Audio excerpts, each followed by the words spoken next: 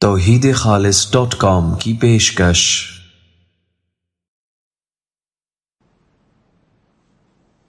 ان الحمد لله نحمده ونستعینه ونستغفره ونعوذ بالله من شرور انفسنا وسيئات اعمالنا من يهده الله فلا مضل له ومن يضلل فلا هادي له واشهد ان لا اله الا الله وحده لا شريك له واشهد ان محمدا عبده ورسوله يا ايها الذين امنوا اتقوا الله حق تقاته ولا تموتن الا وانتم مسلمون يا ايها الناس اتقوا ربكم الذي خلقكم من نفس واحده وخلق منها زوجها وبث منهما رجالا كثيرا ونساء واتقوا الله الذي تساءلون به والارحام ان الله كان عليكم رقيبا يا ايها الذين امنوا اتقوا الله وقولوا قولا سديدا يصلح لكم اعمالكم ويغفر لكم ذنوبكم ومن يطع الله ورسوله فقد فاز فوزا عظيما ثم اما بعد فإن أصدق الحديث كتاب الله وخير الهدي هدي محمد صلى الله عليه وسلم وشر الأمور محدثاتها وكل محدثة بدعة وكل بدعة ضلالة وكل ضلالة في النار وبعد۔ شروعات کرتے ہیں اپنے رب سبحانہ و تعالیٰ کی حمد و ثنا سے جو ہر قسم کی تعریف کا مستحق و لائق ہے، اور اس کے بعد ہم اپنے پیارے نبی محمد بن عبداللہ القرشی العربی پر صلاۃ و تسلیم بھیجتے ہیں، اور ان کے آل بیت الطاہرین پر اور ان کے صحابہ کرام پر، اور جو کوئی ان کی احسن طریقے سے پیروی کرتا ہے قیامت تک۔ تو یہ مختصراً ایک بیان ہے اپنے سلفی ساتھیوں کے لیے اور عوام الناس کے لیے جو اردو زبان میں دینی حلقات سے تعلق رکھتے ہیں، انہیں سننے میں دلچسپی لیتے ہیں، اور بلا مبالغہ میں ابتدا میں یہ کہوں گا کہ یہ بیان ایک بہت طویل مدت کے بعد صادر ہو رہا ہے، لمبے عرصے کے صبر کے بعد، لمبے عرصے کی نصیحت مناصحت کے بعد، اور یہ بیان تعلق رکھتا ہے ایک داعی، ایک مدعو جن کا نام مرتضی بن بخش ہے، اور وہ جدہ میں رہائش پذیر ہیں اور ایک طبیب ہیں، ایک ڈاکٹر ہیں بائی پروفیشن، میڈیکل ڈاکٹر ہیں۔ سب سے پہلے جس چیز کا میں ذکر کروں گا وہ یہ ہے کہ ڈاکٹر مرتضی بن بخش کے بارے میں نے جب پہلی دفعہ سنا تو تقریباً وہ 2009-2010 کی دہائی تھی، اور سب سے پہلے جب ان سے ملاقات ہوئی تو وہ 2014 کا سال تھا، جس میں اور دیگر ساتھی امارات سے عمرہ کرنے گئے، اور ہمارے ساتھ ساتھیوں میں عرفان احمد بٹ بھائی بھی تھے، اور ہمارے ساتھی الیاس خان ترک بھی تھے، اور ہمارے ساتھی ڈاکٹر انس، اور پاکستان سے شرکت کرنے والوں میں سے ہمارے بھائی طارق بن علی بروہی حافظہ اللہ تھے، اور دیگر ممالک سے جو اردو دعوت سے منسلک بھائی ہیں وہ بھی وہاں پر موجود تھے، اور ان کے علاوہ جو ہمارے کبار طلاب العلم میں سے ہیں، جیسے کہ شیخ ابو خدیجہ حافظہ اللہ، شیخ ابو حکیم حافظہ اللہ، اور دیگر جو ان کے ساتھی ہیں وہ سب موجود تھے۔ اس مجلس میں جو جدہ میں منعقد ہوئی تھی، کافی سارے جو مدعے تھے ڈاکٹر مرتضی بن بخش کے خلاف جو کچھ ساتھیوں نے ہی اٹھائے تھے، ان کو وہاں پر بیان کیا گیا، اور اس پر ان کے سوالات پیش کیے گئے اور اس کے جوابات لیے گئے۔ بہرحال اس مجلس کو یہاں پہ ذکر کرنے کا کوئی خاص فائدہ نہیں، لیکن یہ بتاتا چلوں کہ اس مجلس کا نتیجہ یہی تھا جو ہم سب اس سے لے کر نکلے، وہ یہ تھی کہ اس کے باوجود کہ ہم اردو دعوت کو سنبھالے ہوئے ہیں اور علماء کا کلام نشر کرتے ہیں اور درس و تدریس میں مشغول ہیں، لیکن ہمیں اس چیز کا خیال رکھنا چاہیے کہ ہم اپنی جو ملک ہیں، پاکستان ہو، انڈیا ہو، اس کے جو دعوتی جو معاملات ہیں، سرگرمیاں ہیں، اور اس میں جو مختلف جو رؤوس ہیں اور سرغنہ ہیں مختلف جماعتوں کے، جو اپنے آپ کو سنت کی طرف یا اہل حدیث کی طرف منسوب کرتے ہیں، کہ ان کے ساتھ کوئی بھی ایسے معاملات پیش آئیں تو ہم اس میں پہل قدمی نہ کریں، بلکہ ہم ان معاملات کو جو کبار راسخ اہل علم ہیں، جو متخصص ہیں جرح و تعدیل کے باب میں، جس طرح کے شیخ ربیع حافظہ اللہ، شیخ عبید حافظہ اللہ، اور ان کے علاوہ دیگر جو مشائخ اس وقت حیات تھے جو اب ہمارے ساتھ نہیں رحمہم اللہ، ان سے رجوع کیا جائے تو یہ ہماری دعوت کے لیے بہتر ہے، اور یہ جو سلفی کمیونٹی ہے جو اردو زبان سے تعلق رکھتی ہے ان میں تشویش کا باعث نہیں بنے گی۔ اور اس بات کو مرتضی بن بخش نے بھی اچھی طرح سنا اور حامی بھری۔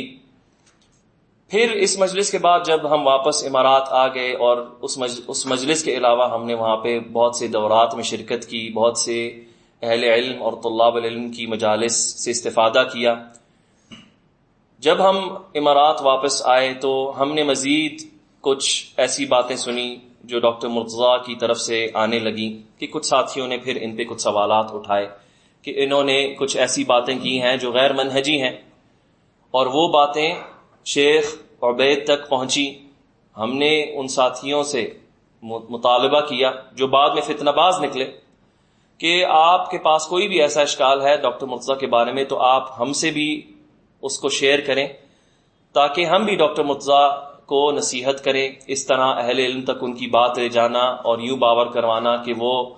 نصیحت نہیں پکڑتے، یہ اچھا نہ ہوگا دعوت کے لیے۔ بہرحال وہ بات شیخ عبید تک پہنچی، اور شیخ عبید نے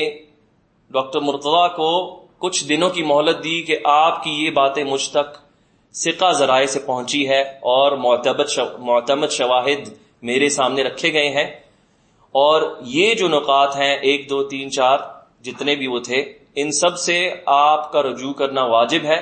اور اگر آپ رجوع نہیں کرتے تو شیخ نے ان کو سختی سے کہا تو میں آپ سے تحذیر کروں گا، اور میں آپ کے جواب کا منتظر ہوں۔ لہٰذا ڈاکٹر مرتضیٰ کپ کپاتے اس شیخ عبید کے اس میسج سے وہاں کے جدہ میں جو اس وقت کچھ طلباء تھے، طلاب العلم میں سے، مشائخ میں سے، ان کے پاس گئے اور ان سے پوچھنے لگے کہ میرا کیا اقدام ہونا چاہیے۔ تو انہوں نے کہا جو بھی آپ پر نقات ہیں ان سب کا آپ مخلصانہ طور پر جواب لکھیں، اور جو آپ پہ رجوع بنتا ہے وہ کریں، اور جو وضاحت بنتی ہے وہ کریں۔ تو لہٰذا انہوں نے پھر وہ رجوع کیے، جس میں سے ان کا کچھ جو اہل تحزب ہیں، جو مختلف احزاب ہیں یہاں پہ ہمارے ممالک میں، جو دعوے دار ہیں اہل حدیث ہونے کے، ان کے کچھ سرغنہ ہیں، ان کی انہوں نے مدح کی، ان کی تعریف کی، اور یہ باور کرایا کہ یہ ہمارے شیوخ میں سے ہیں۔ تو اس سے انہوں نے رجوع کیا، اور بھی دیگر جو معاملات تھے ان سے رجوع کیا، اور اس سب کے دوران انہیں پہلے بھی یہ نصیحت مل چکی تھی کہ اہل علم سے رجوع کریں، لیکن انہوں نے نہیں کیا۔ پھر جب کچھ عرصہ گزرا تو میں نے خود ان سب معاملات کو مد نظر رکھتے ہوئے بھائیوں سے نصیحت مانگی، اور انہوں نے کہا کہ آپ ڈاکٹر مرتضیٰ کو براہ راست فون کریں اور ان سے یہ سارے معاملات شفوی طور پہ ڈسکس کریں۔ تو میں نے ڈاکٹر مرتضیٰ کو 2014 کی آخری مہینوں میں غالباً فون کیا، اور میں اس وقت شارقہ کے جو شہر ہے، امارات کا جو شہر ہے، اس میں مقیم تھا، اور میرے ساتھ میری رفاقت میں ہمارے بھائی عرفان احمد بٹ تھے، اور وہ جو ٹیلی فونک کنورسیشن تھی، وہ کال تھی، وہ اسپیکر پہ تھی، اور ڈاکٹر مرتضیٰ کو بتایا گیا تھا کہ میرے ساتھ عرفان بھائی بھی موجود ہیں، اور ان کے سامنے میں نے وہ سارے نکات ایک ایک کر کے پیش کرنا شروع کیے، لیکن ڈاکٹر مرتضیٰ ہر نقطے پہ ان کی کوئی نہ کوئی اس پہ ان کا عذر ہوتا تھا، یا یہ اس کو جسٹیفائی کرنے کی کوشش کرتے تھے۔ ان میں سے یہ تھا کہ ہم نے یہی کہا کہ آپ کیوں نہیں خود اور آپ کے ارد گرد جو ساتھی ہیں جن کو آپ اپنے شاگرد کہتے ہیں، حالانکہ ان کا یہ مقام نہیں کہ ان کے شاگرد ہوں، ہاں بے شک اللہ نے اگر ان کو یہ فضل عطا کیا ہے کہ انہوں نے کچھ اہل علم سے کچھ عرصہ کچھ استفادہ کیا اور یہ آگے اس کو منتقل کرنے کی صلاحیت رکھتے ہیں، تو اگر کچھ ساتھی ان کے ارد گرد ہو گئے ہیں اور یہ ان کو استفادہ پہنچاتے ہیں، تو اس کا یہ مطلب نہیں کہ یہ شیخ کے مقام پر پہنچ گئے اور وہ ساتھی ارد گرد ان کے طلبہ ہیں، بلکہ وہ ان کے ساتھی ہیں. اس بات کو اچھی طرح سمجھنا چاہیے. اور وہی ان کے معاون تھے، انہی کی مدد سے، اللہ کی مدد کے بعد ان کی کاوشوں سے ان کی دعوت پھیلی. تو ان کو جو میں نے نصیحت کی کہ آپ اہل علم سے کیوں نہیں رجوع کرتے، آپ کے ہفتے میں اتنے دروس ہوتے ہیں، ان دروس میں سے 1-2 دروس آپ چھوڑ کے ان دنوں کو منتخب کر کے جس میں اس وقت شیخ ربیع حافظہ اللہ مکہ کے شہر میں رہا کرتے تھے، ان کی مجلس میں جایا کریں. مجلس نہیں ملتی ان سے جا کے ملا کریں، ان سے گزارش کیا کریں کہ ہم جو ہے داعی ہیں، اردو زبان میں ہم کچھ آپ سے رہنمائی چاہتے ہیں، اپنی دعوتی امور کے بارے میں کچھ نصیحت چاہتے ہیں، کچھ اشکالات ہیں، اور علمی جو مباحثے ہیں اس کی بھی استفادہ کریں. تو ہمیشہ ڈاکٹر مرتضیٰ مجھے کہتے تھے میں ایک ڈاکٹر ہوں اور میری جاب بہت ٹف ہے اور مجھے ٹائم نہیں ملتا. لیکن میں انہیں یہی کہتا رہا اگر آپ کو ٹائم نہیں ملتا تو آپ اتنے درس کیسے منعقد کر سکتے ہیں؟ ان درسوں کو کم کر کے آپ وقت نکالیں اور اہل علم کے پاس جائیں. یہ آپ کی منہجی پختگی کا سبب بنے گا. یہ ہماری جو دعوت ہے اردو زبان میں اس کو مزید تقویت ملے گی. یہ ساری میں نے باتیں کی، لیکن ڈاکٹر مرتضیٰ اپنے جو عذر ہیں ان پہ مصر تھے. اور اس کے بعد میں نے انہیں یہ بھی ذکر کیا کہ ڈاکٹر صاحب کیونکہ اب آپ نے اتنی بڑی رسپانسبلٹی، مسئولیت سنبھالی ہے اور ماشاءاللہ آپ کی دعوت کو اللہ کے فضل سے قبولیت مل رہی ہے، تو اس کی بجائے کہ آپ کی جو صحبت ہے وہ محدود ہو ہم جیسے بھائیوں تک، جیسے کہ میں ہوں زبیر عباسی یا طارق علی بروہی یا ابو ماریہ جنید یا ابو بلال نعیم یا دیگر جو ساتھی ہیں، ان تک آپ محدود کریں اپنی جو صحبت ہے اور ہم لوگوں کو اپنی آنکھیں اور کان بنائیں. اس سے بہتر ہے کہ آپ ان علماء کی بلد میں رہتے ہیں، ان کے ملک میں رہتے ہیں، اور علماء بکثرت ہیں اس ملک میں والحمدللہ. آپ ان سے براہ راست رجوع کیا کریں اور اپنے ساتھیوں کو بھی ساتھ لے کر جایا کریں. اور آپ جو طلاب العلم ہیں، جو کبار ہیں، جس طرح ابو خدیجہ بھائی اور دیگر جو ساتھی ہیں جن کا تعلق بھی بر صغیر سے ہے، خواہ ان کی دعوت انگریزی زبان ہی میں کیوں نہ ہو، لیکن وہ اچھی طرح واقف ہیں ان چیزوں کے، ان امور کے جو دعوت سے تعلق رکھتے ہیں بر صغیر میں، اور یہاں کے داعیان اور یہاں کی جماعتوں سے آپ ان سے نصیحت پکڑا کریں، ان سے ڈسکشن کیا کریں. وہ آپ کو اچھی رہنمائی دیں گے کیونکہ وہ آپ سے سینئر ہیں اور آپ سے زیادہ ان کا تجربہ ہے دعوت میں. تو یہ سن کر ایک بہت ہی تعجب انگیز جواب دیا ڈاکٹر صاحب نے مجھے کہ ابو ماریہ جنید اور ابو بلال نعیم میرے ہاں ثقہ ہیں. آپ کو یعنی کہ میں زبیر بھائی،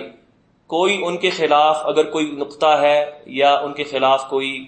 ایسا پوائنٹ ہے آپ کے پاس تو اس کی دلیل پیش کرے، وہ میرے ہاں ثقہ ہیں. میں نے کہا ڈاکٹر صاحب میں تو ثقہ نا ثقہ ہونے کی بات نہیں کرتا،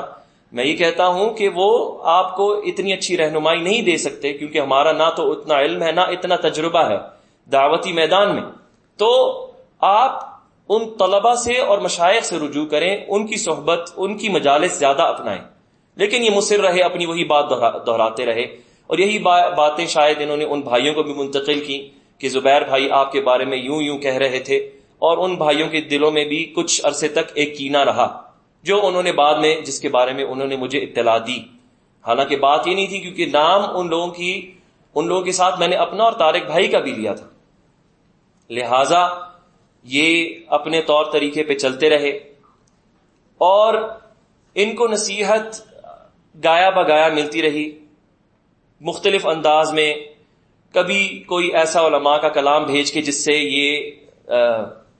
اشارہ پکڑ لے، کبھی لکھ کر طارق بھائی بھی کرتے رہے مختلف انداز میں، لیکن ہمیشہ یہ اپنے عذر ہی پیش کرتے رہے اور ان کو جسٹیفائی کرتے رہے کہ میرے پاس یہ عذر ہے اور یہ جسٹیفائبل ہے. لہٰذا یہ تھا 2014 کی جو قسط تھی. پھر اسی طرح اس درمیان ان کا معاملہ چھڑا یہاں کے ایک مشہور داعی شیخ عبداللہ ناصر رحمانی کے ساتھ کہ انہوں نے کسی نے ان سے فون کر کے ان کے بارے میں کچھ ان سے سوالات کیے اور پھر ان کو ریکارڈ کیا ان کے پتہ ہونے کے بغیر، اور انہوں نے پھر باتیں کی اور وہ نشر ہو گیا. پھر انہوں نے کھل کر ان پر جو ہے رد کیا اور ان پر مؤاخذات جو ہے ان کو بیان کیا. پھر انہوں نے ان پہ رد کیا، پھر انہوں نے ان پر رد کیا، اور اس طرح بات چلتی رہی. حالانکہ ان کو تو وہی کرنا چاہیے تھا جو ان کو 2014 میں نصیحت ملی تھی کہ آپ خاموشی اختیار کریں، اور ایسے داعیان جو اپنی ممالک میں مشہور ہیں اور ان کی بہت بڑی تعداد میں پیروکار ہیں، ان پر آپ خود براہ راست نکتہ چینی نہ کریں، کیونکہ یہ پھر مسئلہ کھڑا کرے گا جو سلفی جماعت ہے انڈیا پاکستان میں ان کے لیے. وہ معاملہ جب چھڑا تو اس وقت بھی ہم نے ان کو کہا کہ آپ چلیں، چھڑ گیا ہے معاملہ، قدر اللہ ما شاء فعل، لیکن آپ یہ معاملہ لے کر یا تو شیخ عبید جن کی وجہ سے آپ کی طرف ہم لوگ بڑھے، ان کے تزکیے کی وجہ سے ان کی طرف لے کے جائیں، ان سے جواب لیں. لاجواب ہو جائیں گے لوگ، اب کیا کہیں گے؟ شیخ عبید پر بھی رد کریں گے، اگر ان پر رد کریں گے تو ان کی اصلیت باہر آ جائے گی. شیخ ربیع کے پاس لے کر جائیں. لیکن کرتے کرتے 2018 کا زمانہ آ پہنچا، یعنی کہ 2014 سے 2018 4 سال. لیکن کرتے کرتے 2018 کا زمانہ آ پہنچا، یعنی کہ 2014 سے 2018 4 سال. اور یہاں پر فیصل آباد کے ایک اور سرغنہ ہے، اہل حدیث کی ایک جماعت کے مشہور ہیں، ان کا ایک بیان صادر ہوا جس میں وہ مدینہ سے ہو کر آئے اور انہوں نے اپنے اس کلام میں یہ باور کروانا چاہا لوگوں کو کہ شیخ ربیع جو ہے وہ تو شیخ عبداللہ ناصر رحمانی کو تزکیہ دیتے ہیں، ان پہ کوئی کلام نہیں کرتے. اور بہت سی انہوں نے باتیں کی کہ میں نے شیخ ربیع سے پوچھا کہ آپ سے لوگ آ کے ہمارے بارے میں کچھ باتیں کرتے ہیں تو آپ ان کو سنی سنائی پر جواب دے دیتے ہیں، ہم پر رد کر دیتے ہیں، اور اس طرح کی باتیں جو ان کی اپنی جیب میں سے تھی، ان کی کوئی حقیقت نہیں تھی. کیونکہ میں پھر جب 2018 میں گیا اور میں نے شیخ ربیع سے یہ ساری باتیں ان کے سامنے رکھی تو شیخ ربیع نے بہت سی باتوں کی نفی کی کہ ایسی کوئی بات میں نے نہیں کی. لہٰذا جب وہ بیان سامنے آیا اور وہ پھر ڈاکٹر مرتضیٰ تک وہ بات پہنچی تو ڈاکٹر صاحب کو کپ کپی طاری ہو گئی، اور رات کے آدھے پہر کے بعد انہوں نے میسج کیا مجھے، یہ تو بہت برا ہوا کہ اس شخص نے آ کے تو شیخ ربیع کا تزکیہ پیش کر دیا، لوگ کہیں گے آپ تو عبداللہ ناصر رحمانی پر جرح کرتے ہیں، اور شیخ ربیع نے ان کی تعدیل کر دی. تو اب کیا ہوگا زبیر بھائی، یہ تو بہت برا ہوا، ہم کیا کریں؟ اور اس طرح بوکھلا سے گئے ڈاکٹر صاحب. اور اس وقت انہوں نے کال بھی کی مجھے، اور عموماً ان کو میسج کیا کرتے تھے، ساتھی بھی اس چیز سے گواہ ہوں گے کہ خواہ ان کی مصروفیات ہوں لیکن یہ ہمیشہ دیر سے جواب دیا کرتے تھے اور اتنا اہتمام نہ کرتے ہماری فون کالز کا. لیکن اس وقت انہوں نے خود مجھے کال کی رات کے آدھے پہر کے بعد. تو میں نے 2 ٹوک یہی بات کی، میں نے ان سے سب سے پہلے پوچھا کہ ڈاکٹر صاحب، جس طرح ہم انہیں اس وقت مخاطب کیا کرتے تھے اور اس وقت بھی ہمارا یہی مقصد ہوتا تھا کہ آپ ایک میڈیکل ڈاکٹر ہیں، نہ کہ ایک علمی ماہر ہیں جسے ڈاکٹر کہا جاتا ہے، PhD ہوتا ہے. میں نے کہا یہ جو ہماری مجلس ہوئی تھی جدہ میں، اس میں اور یہ جو ابھی بیان اس شخص کا آیا ہے عبداللہ ناصر رحمانی کی مدح میں شیخ ربیع کی طرف سے، کتنا عرصہ گزر گیا؟ تو ڈاکٹر صاحب کہنے لگے تقریباً 4 سال بلکہ اس سے زیادہ گزر گئے زبیر بھائی. میں نے کہا تو آپ نے کیا کیا ان 4 سالوں میں؟ تو آگے سے یہ خاموش تھے. میں نے کہا آپ تو وہاں پر رہتے ہیں، آپ سے تو مدینہ قریب ہے جہاں اب شیخ ربیع منتقل ہو چکے ہیں، اور پہلے بھی جب منتقل نہیں تھے وہ تو اور بھی قریب تھے،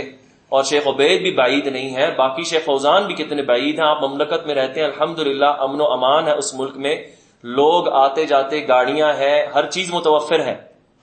آپ کیوں نہیں گئے؟ تو انہوں نے افسوس کا اظہار کیا، واقعی میری کوتاہی ہے، مجھے کرنا چاہیے تھا، میں نہیں گیا، واقعی میری کوتاہی ہے. میں نے کہا یہی چیز پہلے بھی ہم آپ سے کہتے رہے. بہرحال اس وقت پھر انہوں نے کہا کہ میرے کچھ معاملات ہیں، میں پھنسا ہوا ہوں، کچھ اقامے کے اور کچھ دیگر معاملات ہیں، میں تو بہت مصروف ہوں، میں تو بالکل ایک لمحے کے لیے نہیں جا سکتا کیونکہ مجھے روز صبح مختلف منسٹریوں میں پیش ہونا پڑتا ہے، اس معاملے کو تو جلد از جلد حل ہونا چاہیے، کس طرح کریں؟ میں نے کہا یہ اس طرح معاملات نہیں ہوتے، اب یہاں سے بیٹھ کے ہم کیا کریں؟ بہرحال میں اس وقت پاکستان آ چکا تھا، مجھے تقریباً سال ہونے والا تھا. تو میں نے کہا کیوں نہ 2 سال گزر چکے ہیں، میں کیوں نہ اللہ کے گھر کی زیارت کو جاؤں، عمرے پر جاؤں، اور اسی طرح پھر جو مسجد نبوی ہے اس کی زیارت پہ جاؤں، اور اسی طرح اہل علم سے ملوں، تو اسی کے ساتھ ساتھ یہ معاملہ بھی جو ہے ہم حل کر لیں گے۔ تو ہم نے پھر ایک فائل تیار کی، جتنے بھی جو ملاحظات تھے عبداللہ ناصر رحمانی پر اور دیگر جو یہاں کی جماعتیں ہیں جو منتسب ہوتی ہیں اہل حدیث کی طرف یا اہل سنت کی طرف، ان کے سارے مسائل لکھے۔ اس کو ڈاکٹر صاحب نے بھی اس کی چھان بین کی، ہمارے بھائی ڈاکٹر انس نے بھی چھان بین کی، ہمارے بھائی طارق بروہی بھی اس میں ہمارے ساتھ شمار تھے، اور وہ فائل بڑے طویل عرصے کے بعد چھان بین کے بعد تیار ہوئی سب کی رضامندی سے، اور اس میں انصاف کو اپنایا گیا کہ کسی پر ظلم نہ ہو، اسی طرح چیز بیان ہو جس طرح حقائق ہیں۔ تو وہ چیز پھر تیار کر کے میں یہاں سے روانہ ہوا، وہاں پر گیا اور شیخ ربیع کے پاس گیا، اور اسی وقت یہ محمد بن ہادی کا جو فتنہ ہے اس کا آغاز ہی ہوا تھا، جب وہ اپنی سماعت میں سے نکلا تھا اور ہر طرف فتنہ پھیلنے لگا۔ تو میں شیخ ربیع کے پاس گیا، ان کے سامنے وہ سارے سوال پڑھے، بلکہ شیخ ربیع حافظہ اللہ نے، یہ بھی لوگوں کے علم کے لیے کہ کسی کو نہیں پتا اس بات کا، کہ محمد بن ہادی نے یہ باور کروانا چاہا، اور اس کے جو ارد گرد لوگ ہیں اور اس سے جو متاثر لوگ ہیں، اور ان میں سے یہ خود ہیں مرتضیٰ بن بخش صاحب، اور ان کے ساتھ وہاں پہ جدہ میں جو داعیان ہیں جو ان کے ساتھ بیٹھتے ہیں، ان سب نے یہ باور کروانا چاہا کہ شیخ ربیع جو ہیں وہ ان کی عمر جو ہے وہ بہت زیادہ ہو چکی ہے، وہ صحیح طرح سمجھتے نہیں، انہیں سنائی نہیں دیتا، وہ ہائی جیک ہو چکے ہیں۔ تو میں لوگوں کو اپنی آنکھوں دیکھا حال اس کا بیان کرتا ہوں کہ شیخ ربیع کے سامنے 16 صفحات پیش کیے گئے پرنٹ کر کے۔ ان صفحات میں ایک ایک نقطہ تھا، جو جس کے بارے میں وہ نقطہ تھا اس کا کلام بعینی ہی موجود تھا، اس کے عربی ترجمے کے ساتھ، اور اس کلام کی اگر آڈیو تھی تو لنک بھی موجود تھی لکھی ہوئی، اور یا کتاب تھی اس کتاب کا حوالہ بھی تھا۔ تو شیخ ربیع حافظہ اللہ نے 2 سال پہلے، اور اب ان کی عمر تقریباً 90 کو پہنچ رہی ہے حافظہ اللہ،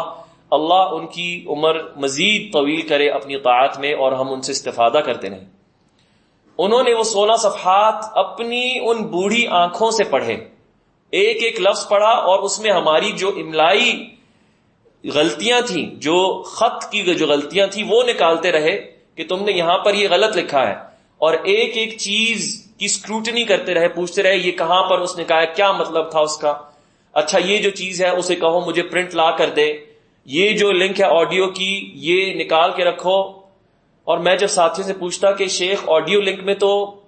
بندے کا کلام تو اردو میں، شیخ کیسے سمجھیں گے؟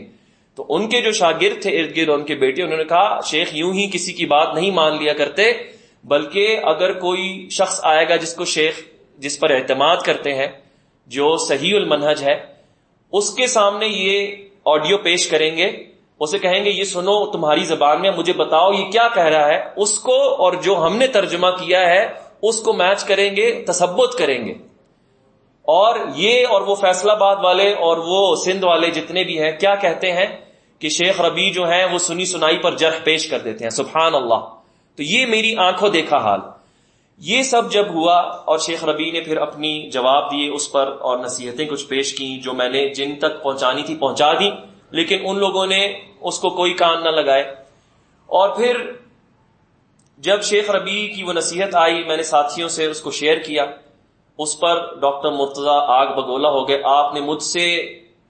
مجھے بتائے بغیر یہ نصیحت ان کو کیوں پہنچا دی؟ اس پر بھی وہ ناراض ہوئے، اور وہ جو گروپ تھا جس میں ہم سب شمار تھے اس کو چھوڑ کر اس کو اللہ حافظ کیا۔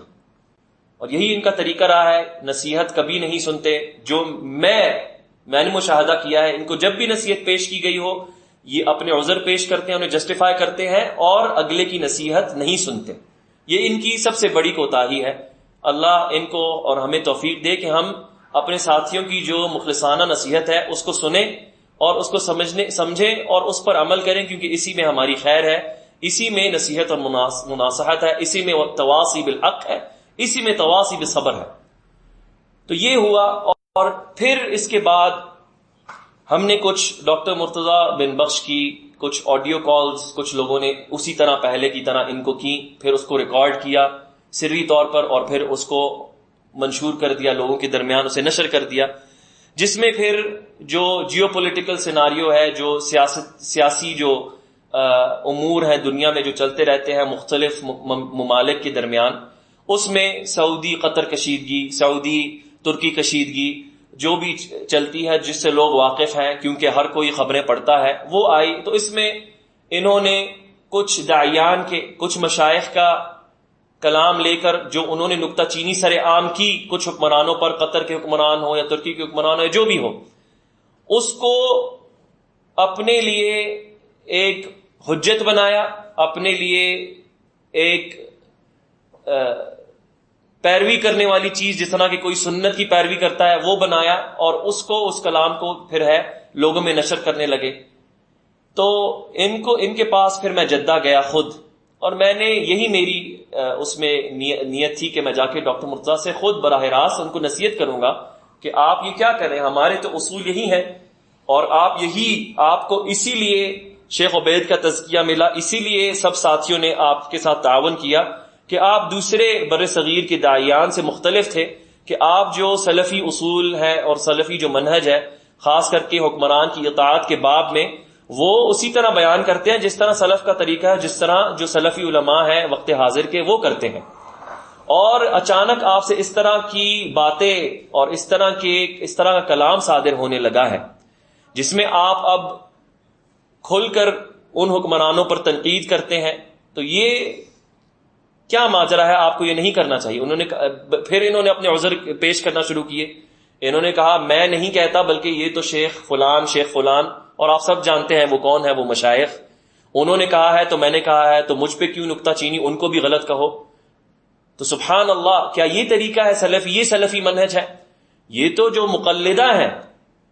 ہر زمانے میں جو رہے ہیں، یہ تو ان کا طور طریقہ ہے. فلاں شیخ نے کہا ہے تو میں نے کہا ہے، اگر مجھے غلط کہتے ہو تو انہیں بھی غلط کہو. یہ تو مقلدہ کا طور طریقہ ہے، یہ تو سلفیوں کا طور طریقہ تو نہیں. ہم علماء کی، مشائخ کی، طلبۃ العلم کا احترام کرتے ہیں، ان سے استفادہ لیتے ہیں. ان کی کلام بعین ہی حجت نہیں ہوتا، اس کے لیے ہم حجت تلاش کرتے ہیں. ان کے کلام میں حجت ہوتی ہے تو ہم اس کی پیروی کرتے ہیں، ان کے کلام میں خطا ہوتی ہے تو ہم اس کی پیروی نہیں کرتے، بلکہ ہم اس کو چھوڑ دیتے ہیں. اور اگر خاص کر کے وہ اہل اجتہاد میں سے ہوں، اور جن لوگوں کو یہ اپنا اگزامپل، اپنی مثال بناتے ہیں کہ ان کی بات کے پیچھے میں نے یہ باتیں کی، وہ تو اس مرتبے کو پہنچتے بھی نہیں، وہ تو اہل اجتہاد میں سے بھی نہیں، کہ جو نوازل کے امور ہوتے ہیں، جو بڑے معاملات سیاستی ہوتے ہیں، اس میں کہ وہ کوئی بھی نکتہ چینی کریں یا کوئی بھی اس میں ان کا کوئی کلام ہو. تو پھر انہوں نے کہا نہیں، کیونکہ فلاں شیخ نے بات کی ہے، آپ ان کی جو 20 منٹ والی آڈیو نہیں، جو 1 گھنٹے والی آڈیو آپ سنیں، آپ بھی سمجھ جائیں گے اس بات کو. اور انہی دنوں ہمارے بھائی استاد طارق بن علی بروئی حافظہ اللہ نے ایک اچھی سی کمپائلیشن ایک جمع کی تھی انہی معاملات پہ، کہ جو اس میں شیخ عبید کا کلام تھا، دیگر مشائخ کا کلام تھا، کہ جب ایسی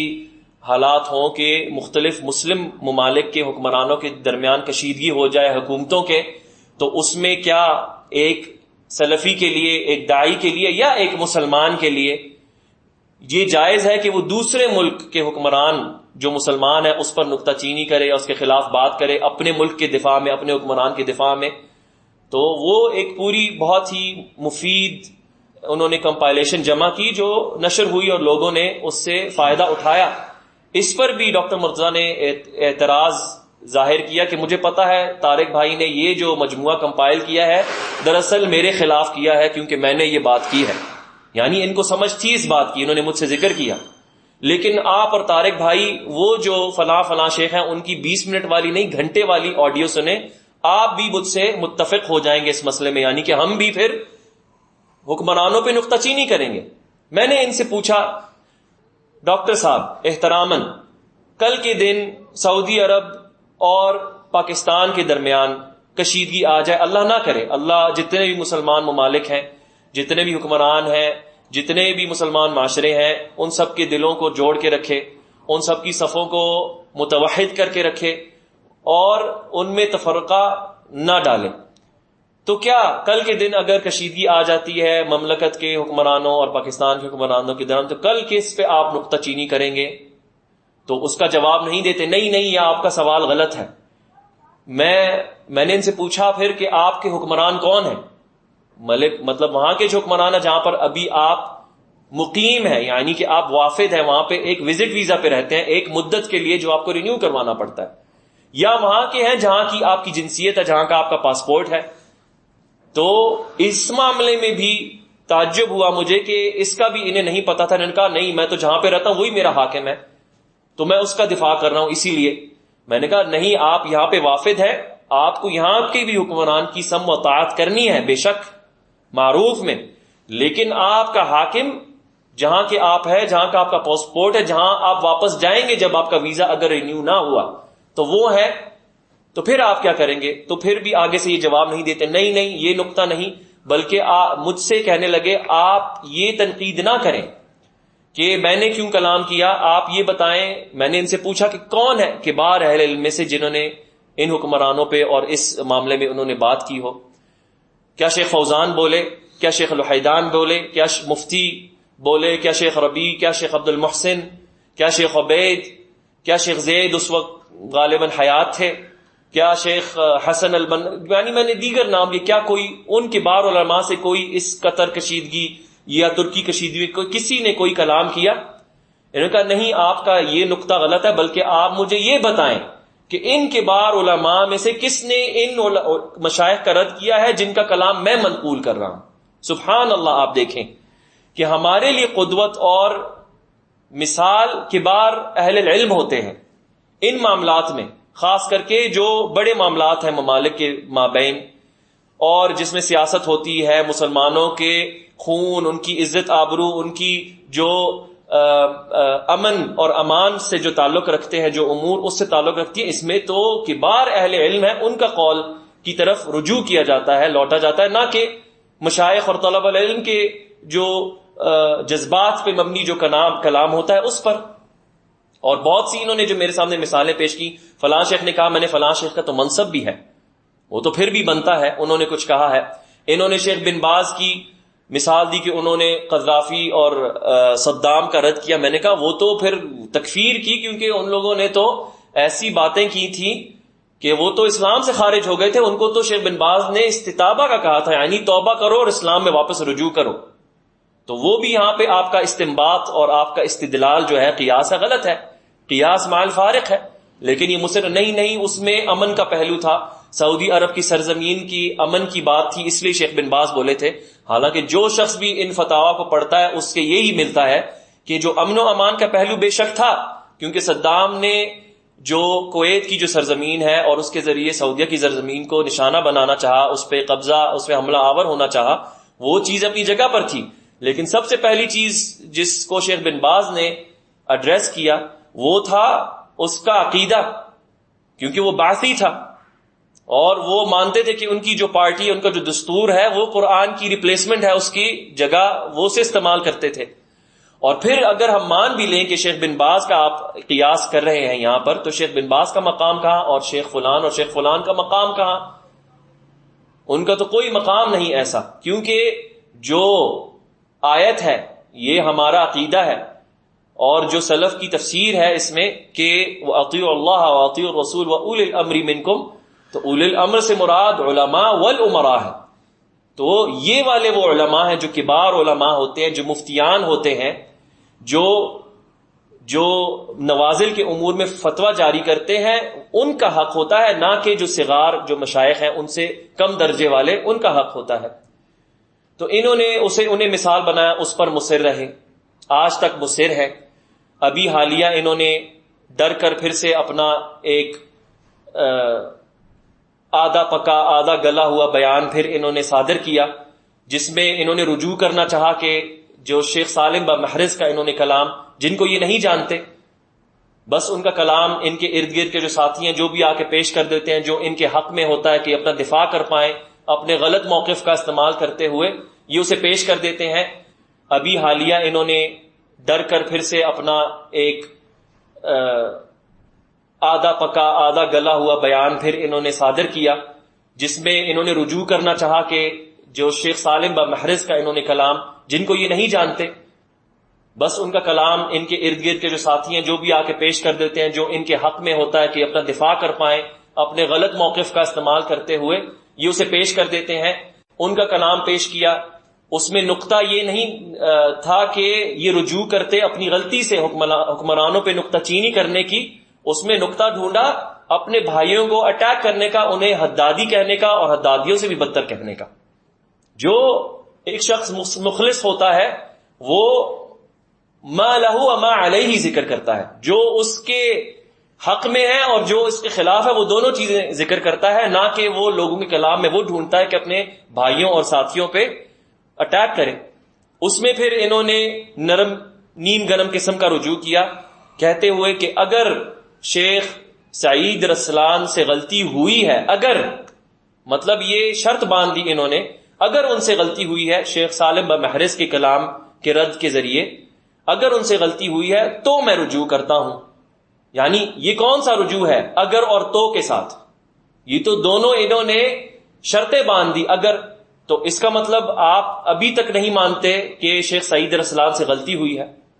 قطر یا ترکی کے حاکم پہ نکتہ چینی سر عام کرنے پر. مطلب آپ یہ بات بھی نہیں سمجھے تو یہ کون سا رجوع ہوا؟ ایسے تو رجوع کہا ہی نہیں. رجوع تو وہ ہوتا ہے جس میں وہ شرائط پوری ہوتی ہیں جو اللہ کے کلام میں ہے. الا الذین تابوا واصلحوا وبینوا، کہ سوائے ان کے جو توبہ کرتے ہیں اور جو اپنی اصلاح کرتے ہیں اس غلطی سے اور بیان کرتے ہیں لوگوں کے سامنے جن جن تک ان کی غلطی پہنچی تھی کہ یہ میری غلطی ہے. تو یہ کون سا رجوع ہے کہ اس کو مشروط کر دیا؟ رجوع کو مشروط کر دیا جائے تو وہ رجوع رہتا ہی نہیں. تو اس بات کو اچھی طرح سمجھ لیا جائے. یہ ڈاکٹر مرتضیٰ بن بخش، بلکہ انہیں کہنا چاہیے مرتضیٰ بن بخش بھائی یا مرتضیٰ بن بخش صاحب، ان کا یہ ہمیشہ رویہ رہا ہے اپنے ساتھیوں کے ساتھ جو انہیں نصیحت کرتے آئے ہیں، کیونکہ انہوں نے یہ ایک غلط فہمی کا شکار ہو گئے غالباً کہ ان کا کوئی مرتبہ ہے، اور اب یہ تزکیے جاری کرتے ہیں کہ میں فلاں کو جانتا ہوں اور وہ ایک اچھا طالب العلم ہے اور میں اس کو تزکیہ دیتا ہوں. ان کا یہ مرتبہ نہیں. ان کا مرتبہ یہ ہے یہ اللہ کی طرف لوگوں کو بلائیں، اللہ کی توحید کی طرف، نبی صلی اللہ علیہ وسلم کی سنت کی طرف، سلف الصالحین کا منہج واضح کریں، اس کے بجائے کہ تمشیخ اختیار کریں اور اپنے ساتھ جو ساتھی ہیں ان کو اپنا شاگرد ماننے لگ جائیں، کیونکہ یہ ان کا مقام نہیں. اور اس کے علاوہ بھی کچھ نکات ہیں جو میں مختصراً کوشش کرتا ہوں ذکر کر دوں. کہ جب میں نے ان کی زیارت کی تو ہمارے ساتھ ایک انڈیا کے بھائی تھے، ان کے ہاں بھی ان کے خلاف کوئی ایسے تحفظات تھے. جب انہیں پتہ چلا کہ میں جدہ ڈاکٹر مرتضیٰ سے ملنے جا رہا ہوں تو انہوں نے بھی اس چیز کا اظہار کیا کہ میں بھی آپ کے ساتھ چلنا چاہتا ہوں، کیونکہ سعودی عرب کے جس شہر میں میں رہتا ہوں وہاں پہ بھی ڈاکٹر مرتضیٰ کے کچھ شاگرد ہیں یا جو اپنے آپ کو ان کے شاگرد کہلواتے ہیں، اور ان سے کچھ ایسی چیزیں صادر ہوتی ہیں جن پہ ہم انہیں نصیحت کرتے ہیں تو وہ پکڑتے نہیں. وہ یہ چیز تھی. اور وہ ساتھی میرے ساتھ چلے گئے جدہ، اور انہوں نے جا کر جب ڈاکٹر صاحب، میں موجود تھا ڈاکٹر صاحب کی مجلس میں، ان کے بیٹھک میں، وہ ساتھی موجود تھے، ہم تینوں تھے، تو انہوں نے کہا ڈاکٹر صاحب آپ کے ایک شاگرد ہیں فلان ابن فلان جو جبیل یا دمام کے شہر میں ہمارے ساتھ ہوتے ہیں، تو وہاں پر کچھ مشائخ اس زمانے میں دروس دیا کرتے تھے محمد بن ہادی کے فتنے سے پہلے، تو سب ساتھی ان کے دروس میں جمع ہو کر جاتے تھے، استفادہ کیا کرتے تھے. تو یہ ساتھی شروع میں آیا کرتے تھے، پھر انہوں نے آنا بند کر دیا. تو ہم نے کہا آپ کیوں نہیں آتے؟ تو انہوں نے کہا ہم نے اپنے دروس شروع کر دیے ہیں، کیونکہ یہاں پر جو یونیورسٹیز ہیں کچھ اسکالرشپ پہ پاکستان انڈیا سے اسٹوڈنٹس آتے ہیں اردو زبان جنہیں آتی ہے، تو ان کو ہم دروس دیتے ہیں. تو انہوں نے کہا آپ اس کی بجائے ان کو دروس دیں، آپ انہیں اہل علم کی جو مشائخ ہیں ان کی مجالس میں کیوں نہیں لے کر آتے؟ تو انہوں نے کہا کیونکہ یہ عربی نہیں جانتے تو یہ ممل ہو جاتے ہیں، یہ بور ہو جاتے ہیں. عربی زبان میں پہلے درس ہوتا ہے، پھر اس کا ترجمہ کیا جاتا ہے انگریزی میں، تو ان کے لیے بہتر ہوتا ہے کہ ہم انہیں اردو میں درس دیں. تو اس ساتھی نے یہ بات ڈاکٹر مرتضیٰ کو پیش کی، یہ سمجھتے ہوئے کہ ڈاکٹر مرتضیٰ شاید اس ساتھی کو نصیحت کریں گے، لیکن یا للعجب کہ ڈاکٹر مرتضیٰ کے آگے سے الفاظ یہ تھے کہ ڈاکٹر مرتضیٰ نے کہا ہاں یہ تو بات میں نے اسے خود کہی تھی، اسے میں نے ہی یہ نصیحت دی ہے. اور پھر کہنے لگے کہ لوگ مجھ پہ بھی یہی نکتہ چینی کرتے تھے کہ میں کیوں نہیں اپنے دروس چھوڑ کے اہل علم کی مجالس میں اپنے ساتھیوں کو لے کر جاتا. یہ لوگ یہ چیز نہیں سمجھتے، اس کے پیچھے ایک حکمت ہے کہ یہ جو عوام الناس ہیں جو پاکستان انڈیا سے آئے ہوئے ہیں، میرے دروس میں آتے ہوں خواہ اس ساتھی کے دروس میں، یہ عربی کے دروس میں جا کے آدھی عربی کی اتنی لمبی عبارت ہوتی ہے، پھر ترجمہ ہوتا ہے، بور ہو جاتے ہیں، پھر واپس نہیں آنا چاہتے درسوں میں، تو اس یہ بہتر ہے کہ ہم خود ان کو دروس دیا کریں اردو زبان میں، جس سے ان کی دلچسپی برقرار رہتی ہے۔ تو میں نے بھی یہ کیا، اس لیے میں نے ہی اسے یہ نصیحت کی تھی، تو وہ بھی تعجب میں بھائی اور میں بھی تعجب میں۔ تو یہ ڈاکٹر مرتضیٰ ہیں، اور یہ ان کی اہمیت ہے، اور یہ ان کی اپنی حکمت عملی ہے، خود ساختہ حکمت عملی، جو ان کی انفرادیت کی وجہ سے ان میں پیدا ہوئی ہے۔ اور انفرادیت سے میری یہاں پر مراد ہے کہ ان کا اہل علم اور جو مشائخ اور جو دیگر داعیان ہیں ان سے رابطے نہ رکھنا، اور اپنی دعوت میں خود اپنے آپ میں مگن رہنا اور اپنے اجتہادات لڑانا، یہ میری مراد ہے ان کی انفرادیت سے۔ تو یہ بھی معاملہ پیش آیا۔ اس کے بعد جب میں واپس یہاں سے جدہ سے مدینہ گیا تو کچھ ان کی باتیں تھیں، میں نے وہاں پر جو مشائخ اور طلاب موجود تھے ان میں سے شیخ عرفات المحمدی حفظہ اللہ، شیخ عبداللہ سلفیق الظفیری حفر الباطن سے وہاں پر موجود تھے، ان دنوں عمرے کے لیے آئے ہوئے تھے اپنی فیملی کے ساتھ، وہ موجود تھے۔ دیگر جو مشائخ تھے وہاں پر اور طلبہ تھے وہ بھی موجود تھے۔ ان سے میں نے ان کی کچھ اشکالات پیش کیے کہ شیخ ہمارے ساتھی ہیں جدہ میں، داعی ہیں، ان کا نام مرتضیٰ بن بخش ہے، شیخ عبید نے ان کو کچھ سال پہلے تزکیہ دیا تھا، ہم ان سے تعاون کرتے ہیں، لیکن ان کے یہ کچھ معاملات متأخراً آنے لگے ہیں، کیا آپ لوگ کیا کہتے ہیں؟ ان چیزوں کو بھی وہ سن کے تعجب کرنے لگے کہ یہ کون کہتا ہے اس طرح کی باتیں، ہم میں سے کسی نے اس طرح کی باتیں نہیں کی قطر کشیدگی میں، میں سعودی ہوں، فلاں ہیں، بڑے مشائخ ہیں، مفتی ہیں، کسی نے ان چیزوں میں جو ہے بات نہیں کی، حکمرانوں تک چھوڑ دی یہ بات، بلکہ لوگوں کو یہی کہا جن مشائخ نے یہ بات کی تھی عموماً ان کا نام یہ بغیر شیخ عبید نے، پھر بعد میں شیخ فوزان نے بھی، ان سے بھی پوچھا گیا، انہوں نے کہا کہ نہیں یہ غلط ہے، جو ساتھی یہ کرتے ہیں انہیں اس سے رجوع کرنا چاہیے، اس چیز کو چھوڑ دینا چاہیے۔ پھر میں نے ان سے پوچھا کیا آپ ڈاکٹر مرتضیٰ کو جانتے ہیں؟ کیونکہ اتنے عرصے سے جدہ میں وہ جب شیخ عبید جایا کرتے تھے، ان کے دروس میں یہ شرکت کیا کرتے تھے، کیا آپ نے کبھی ان کو شیخ عبید کی مجالس میں دیکھا ہے، یا شیخ ربیع کی مجالس میں، یا شیخ عبداللہ البخاری یا دیگر مشائخ؟ کہتے ہیں سب نے یہی کہا، واللہ اللہ کی قسم کھا کے ہم نے ان کا نام سنا ہے، جس طرح آپ ذکر کر رہے ہیں، کبھی کبھار ان کا نام آتا ہے کہ ایک فلاں پاکستانی طبیب ہے، ایک میڈیکل ڈاکٹر ہے، اور شیخ عبید نے اس کو تزکیہ دیا ہے، وہ دعوت کا کام کر رہا ہے، لیکن کبھی اتنے سالوں میں ہم نے کبھی نہیں دیکھا کہ کسی مجلس میں ہم بیٹھے ہوں، کسی درس میں ہوں، کہ کسی نے کہا ہو شیخ سے کہ شیخ فلاں ڈاکٹر مرتضیٰ بن بخش جدہ سے آئے آپ سے ملنے، یا کوئی شخص بیٹھ کے پوچھ رہا ہو تو ہم نے کہا ہو یہ شخص کون ہے، پوچھا ہو تو کہا گیا ہو کہ یہ ڈاکٹر مرتضیٰ ہیں۔ کبھی بھی مجالس میں ان کو نہیں پایا گیا،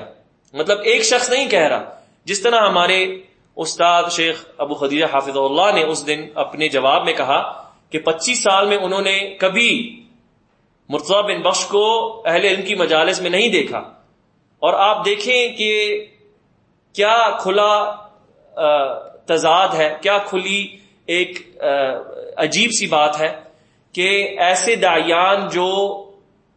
یورپ کی سرزمین میں رہائش پذیر ہیں، جو اٹلانٹک جو اوشن ہے اس کے سمندر کے پار امریکہ کینیڈا میں رہتے ہیں، وہ پچھلے 25 سال سے ہر سال اپنے ساتھ وفد لے کے آتے ہیں، معتمرین کا، عمرے کرنے والوں کا، حاجیوں کا لے کر آتے ہیں،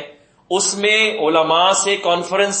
ارینج کرتے ہیں، منعقد کرتے ہیں، ان سے کتابیں پڑھواتے ہیں، ان سے لوگوں کو منسلک کرتے ہیں اہل علم سے، ان سے جا کے ان کی مجالس میں بیٹھ کے اپنے جو دعوتی امور ہیں، جو کشیدگیاں ہیں ان ممالک میں حزبیوں کے ساتھ، اس کی رہنمائی لیتے ہیں، سوال پوچھتے ہیں، اور یہ 25 سال سے ہوتا آ رہا ہے کہ اتنے کوسوں میلوں دور، ہزاروں میلوں دور سے وہ لوگ یہ کرتے ہیں، اور یہ ڈاکٹر مرتضیٰ بن بخش اصلحہ اللہ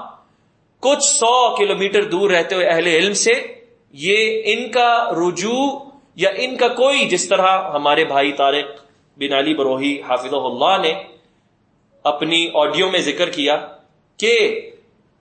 ان کا کوئی رجوع نہیں ملتا، ان کی کوئی ٹیلی لنک نہیں ملتی اہل علم سے، کوئی ایسا سوال نہیں ملتا کہ میں فلاں شیخ کے پاس گیا اور ان سے میں نے اس معاملے میں رہنمائی لی۔ آپ دیکھ لیں، ہم لوگ بھی،